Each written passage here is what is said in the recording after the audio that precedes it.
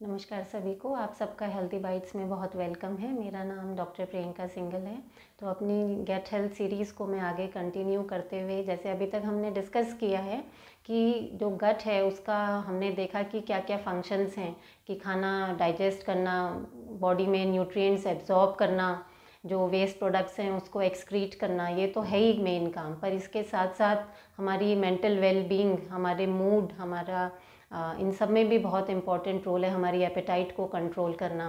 तो हिपोक्रेटिस जो father of modern medicine हैं, उन्होंने भी बोला है कि जो हमारी हेल्थ है it always begins in the गट।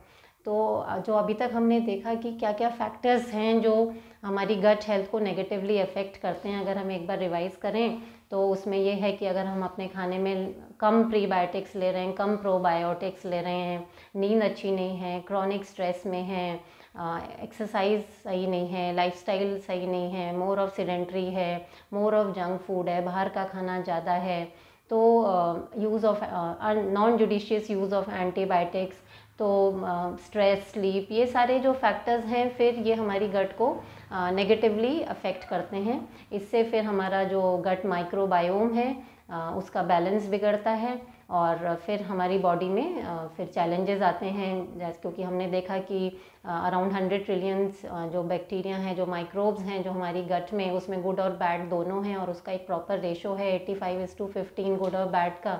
और ये रेशो अगर डिस्टर्ब होता है तो इट लीड्स टू जैसे सिम्टम्स हमें आते हैं, जैसे पेट में दर्द होना, ब्लोटिंग, जैसे खाना खा के पेट फूलना, गैस बहुत बनती है, हेडेक रहने लगता है, मूड स्विंग्स आते हैं, भूख का चेंजेस आ जाते हैं।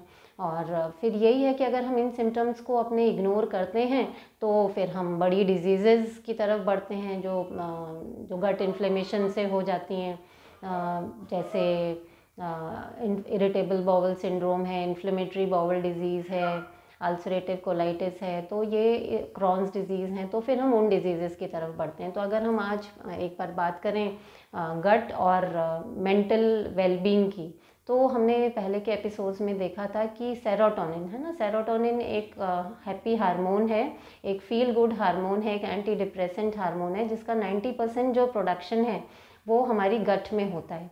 और इसका काम है हमारी एपेटाइट को कंट्रोल रखना और हमारी को नींद प्रॉपर दिलाना, हमारे मूड को अच्छा रखना और गट इन्फ्लेमेशन को कंट्रोल रखना।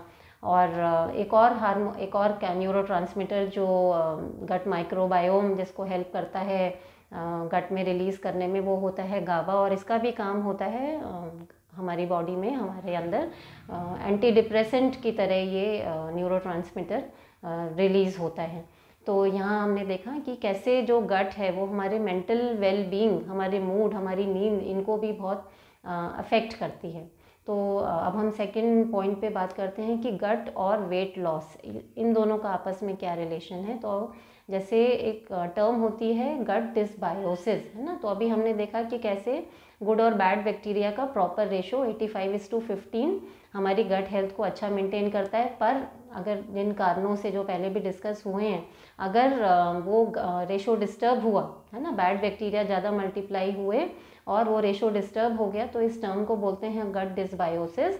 और इससे क्या होता है कि बॉडी में इंसुलिन रेजिस्टेंस बढ़ता है और फिर ये आगे बढ़ता है वेट गेन में। तो अगर हम जैसे अब हमारा ये है, तो हमारा मेन एम ये है कि हमें उस जो रेशो है गुड और बैड बैक्टीरिया को, उसको मेंटेन करना है अपनी प्रॉपर डाइट से, प्रॉपर लाइफस्टाइल से, प्रॉपर खाने से, प्रॉपर न्यूट्रिशन से। अब क्या होता है, ये जो गट माइक्रोबियोम है, ये सारा का सारा यूजली मदर के थ्रू बच्चे के उसमें आता है ना। और पर ये जो है with time, with our environment, जैसे जैसे हम ग्रो करते हैं ये चेंज भी होता है। तो अगर हम कहें कि जैसे अगर दो ट्विन्स हैं और एक ओबीज, एक ओवरवेट है और एक बिल्कुल हेल्दी ट्विन है, तो दोनों के गट माइक्रोबायोम डिफरेंट हैं, जबकि दोनों एक ही मदर के थ्रू बॉर्न हुए हैं। तो अगर जैसे लोग बोलते हैं कि भाई मेरा तो वेट लॉस करना बहुत मुश्किल है, मेरे तो जीन्स में ही ओबेसिटी है, तो ये बिल्कुल यूजलेस एक्सक्यूज़ है। They are just kidding themselves, क्योंकि we are a product of our environment and not our genetics. तो हम अपने जीन्स को मॉडिफाई कर सकते हैं अकॉर्डिंग, अगर हम प्रॉपर डाइट लेते हैं, प्रॉपर लाइफस्टाइल में रहते हैं, प्रॉपर एक्सरसाइज में रहते हैं और प्रॉपर न्यूट्रिशन रहते हैं। तो अभी हम थर्ड पॉइंट पे बढ़ते हैं, इम्यूनिटी एंड गट पे। तो हमने पहले भी अपने एपिसोड्स में देखा था कि हमारी जो 70% इम्यूनिटी है वो गट में लोकेटेड है, and it is beneficial also, क्योंकि खाने के थ्रू ही पैथोजेंस बॉडी में आ रहे हैं और वो गट में पहला जाते हैं और वहीं वो उनको देख लिया जाता है, उनको इंटरेक्ट कर लिया जाता है।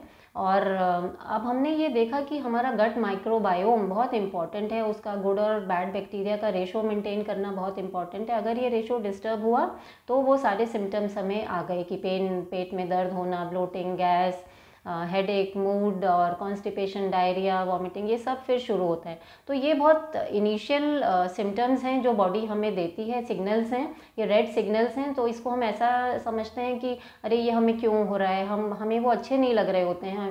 पर ये है कि ये जैसे एक स्टीम बॉयलर है तो उसमें भी प्रेशर गॉजेस होते हैं कि प्रेशर इंक्रीज़ हुआ तो वो सिग्नल दे देगा, रेड सिग्नल दे देगा और फिर हम करेक्टिव एक्शन उस पर ले लेते हैं। तो ऐसे ही बॉडी भी हमें सिग्नल देती है कि भाई कुछ गड़बड़ शुरू हो रही है। Now it is the time to become more aware कि आप अपने डाइट में, एक्सरसाइज में, लाइफस्टाइल में, न्यूट्रिशन में चेंज करें।